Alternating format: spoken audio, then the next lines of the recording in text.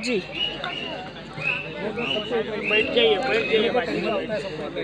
Sir जैसे मीरा जी ने जो है वो अपने गुरु मतलब रविदास जी को बनाया, उसी तरह आपके हिस्ट्री में भी ऐसी बात है, तो आप उसके बारे में क्या जानकारी देंगे?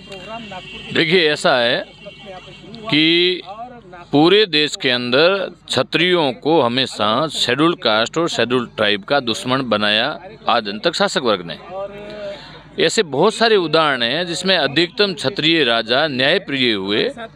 उसमें जैसे अभी हमने एक उदाहरण दिया मीरा और रैदास का, और जो राजपूत महारानी थी उमा दे, उन्होंने धारू मेघवाल को अपना गुरु बनाया। धारू मेघवाल को अपना, ये तो बहुत ही चौंकाने वाली बात है। धारू मेघवाल शेड्यूल कास्ट है और राजस्थान में मेघवाल लोग जो शेड्यूल कास्ट में आते हैं वो उनकी आज भी बहुत सारी जगह पे ये छतरियाँ और समाधियाँ बनी हुई है।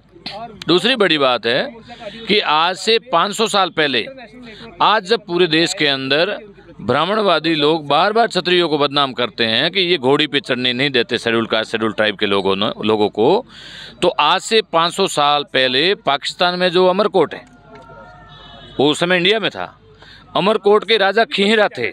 खीहरा, उन्होंने शेड्यूल कास्ट की मेघवाल जाति के जो लोग हैं उनको 500 साल पहले ताम्र पत्र पे घोड़ी पे चढ़ने का लिखित अधिकार दिया था। आगे की रणनीति क्या हो? लिखित में अधिकार दिया कि शेड्यूल कास्ट के लोग, विशेषकर जो मेघवाल जाति के लोग हैं, वो घोड़ी पे चढ़ सकते हैं, उसमें हमारा किसी भी प्रकार का कोई इंटेंशन नहीं है। सर फिर लोगों को पता क्यों नहीं है? पता यही है कि भाई क्षत्रिय जो समाज है वो सिर्फ और सिर्फ विरोध करता है, और मतलब उन्होंने ही इस प्रथा और परंपरा का मतलब निर्माण किया है क्योंकि राजा वही था। दूसरी बड़ी मैं बात बता रहा हूँ कि राजस्थान का बाड़मेर जिला है जहाँ पर राजशाही रही है। अभी मैं 2 महीने पहले उस किले में गया और उन जो राजा थे उनके जो वंशज है उनसे मेरा 4 घंटे का इंटरव्यू हुआ।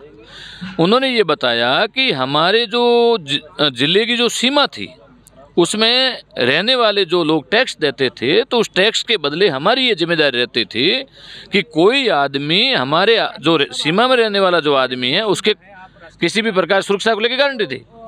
उन्होंने ये बताया कि राजा के परिवार का जो भाई था वो खेती में रहता था और उसके पास में शेड्यूल कास्ट का मेघवाल परिवार रहता था, तो मेघवाल परिवार के खेत में उस राजा के भाई की गाय बकरी चली गई, और जब गाय बकरी चली गई और उस राजा के भाई ने ये कहा कि हम तो राजा है, हम गाय बकरी तो कहीं भी चरा सकते हैं।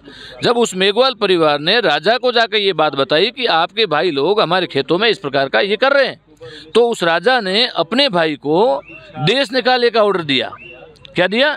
कि आपको इस देश में रहने का अधिकार नहीं है, क्यों आप राजशाही के विरोध में काम कर रहे हो। तो उनको देश निकालने में पाकिस्तान भेज दिया गया। आज भी उनके परिवार का आदमी जो भाई है वो आज भी पाकिस्तान में रहता है। दूसरी बड़ी बात बता रहा हूँ कि बाबा साहब अम्बेडकर के निर्माण के बाद लगातार कांग्रेस का शासन भारत के अंदर रहा, लेकिन बाबा साहब अम्बेडकर को भारत रत्न निर्माण के 30 साल बाद वीपी सिंह जो राजपूत थे, भारत के प्रधानमंत्री, उन्होंने बाबा साहब को भारत रत्न दिया, लेकिन बाकी लोग नहीं दे पाए। एक और उदाहरण बताता हूँ, जब बाबा साहब अम्बेडकर कानून मंत्री थे भारत के अंदर, तो नेहरू की बहुत ज़्यादा जलीलताओं के कारण, बहुत ज़्यादा परेशान करने के कारण, जब बाबा साहब अम्बेडकर ने कानून मंत्री से इस्तीफा दिया, तो उस समय राजस्थान के सिरोही के महाराजा, राजस्थान राज्य के सिरोही जिले के महाराजा ने 6 एकड़ में अपने बने हुए रेस्ट हाउस को बाबा साहब को रहने के लिए गिफ्ट कर दिया। मैं ये कहना चाहता हूँ कि पूरे देश में जो सिलेबस पढ़ाया गया वो क्षत्रिय राजाओं के हनन का बताया गया, और शेड्यूल कास्ट शेड्यूल ट्राइब के लोग क्षत्रियों के साथ में अटैचमेंट नहीं हो, इनका कोऑर्डिनेशन कॉम्बिनेशन नहीं होना चाहिए, और देश के अंदर ये एक होकर जो विदेशी ताकतें यहाँ पे राज कर रही है उनसे नहीं लड़े, इसलिए इनके बीच में हमेशा दरारें पैदा की गई। ऐसे हजारों उदाहरण हैं जहाँ कहीं पर भी ये नहीं लगता कि क्षत्रियों ने हमेशा शेड्यूल कास्ट और शेड्यूल ट्राइब के लोगों को परेशान किया हो।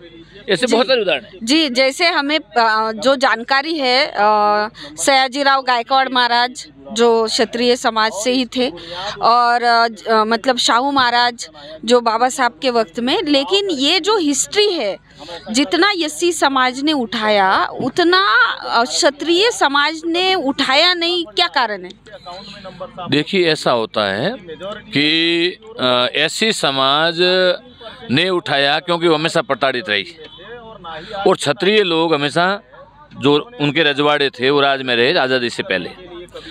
तो मेरा कहने का मतलब ये है कि ये वो उठाता है जो इस देश में वास्तव में आज़ादी चाहता है। क्षत्रिय समाज को जो इस देश का शासक वर्ग ब्राह्मण है, उन्होंने अपने खाते में जमा कर रखा था।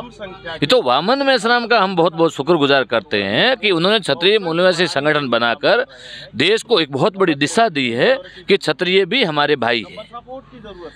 ब्राह्मणों ने हमेशा इसलिए दूर रखा और अपनी सुरक्षा के लिए इनको रखा कि हमारे ऊपर किसी प्रकार का अगर कोई परेशानी आएगी तो क्षत्रिय लठ लेके खड़े रहेंगे। लेकिन आज देश के क्षत्रियों को ये समझ में आ गया है कि ब्राह्मणों ने हमेशा हमारे को यूज करने के लिए रखा है, जबकि दिया कुछ नहीं है। जो था, रजवाड़े थे, किले थे, वो जमीनें जायदाद थी, सारी ली है। शेड्यूल कास्ट, शेड्यूल ट्राइब ने तो राजाओं की जमीनें नहीं ली, रजवाड़े नहीं लिए, किले नहीं लिए, वो सारा किसने लिए? जो आदेश चला रहे। तो आज क्षत्रियों को भी ये बात समझ में आ रही है कि शेड्यूल कास्ट और शेड्यूल ट्राइब के लोगों ने हमारी हमेशा साथ दिया है, चाहे वो रजवाड़ों का समय हो, चाहे वर्तमान स्थिति में हो। तो आज पूरे देश के अंदर क्षत्रियों में बहुत बड़ा मैसेज आ रहा है। मैं राजस्थान से बिलोंग करता हूँ, रविंद्र सिंह जी राजस्थान से हैं, हमारे पड़ोसी जिले हैं, और जब से इन्होंने इस क्षत्रिय समाज को लेकर देश भर में काम करना शुरू किया है, बहुत बड़ा बदलाव जो है वो हमारे उस राजस्थान में आ रहा है। और जल्द ही क्षत्रिय और शेड्यूल कास्ट, शेड्यूल ट्राइब के लोग मिलकर राजस्थान में सत्ता परिवर्तन सबसे पहले करेंगे, और जो अपना खोया हुआ इतिहास है, जो दबाया हुआ इतिहास है, वो जब हमारा राज आएगा तो हम हमारे स्कूलों में हमारे बच्चों को वो इतिहास पढ़ाएंगे जो राजा महाराजाओं का वास्तविक इतिहास था। जी, बहुत बहुत धन्यवाद, शुक्रिया सर। आप लोगों ने जो बताया कि आने वाले समय में क्षत्रिय मूल निवासी महासंघ के माध्यम से बहुत ही जल्द राजनीतिक, सामाजिक, धार्मिक, सांस्कृतिक बदलाव आपके माध्यम से होगा, और निश्चित ही हमारे चैनल की तरफ से आपको शुभकामनाएं देते हुए हम आपकी वहाँ पे भी बाइट लेने के लिए ज़रूर आएंगे। धन्यवाद। बहुत बहुत धन्यवाद।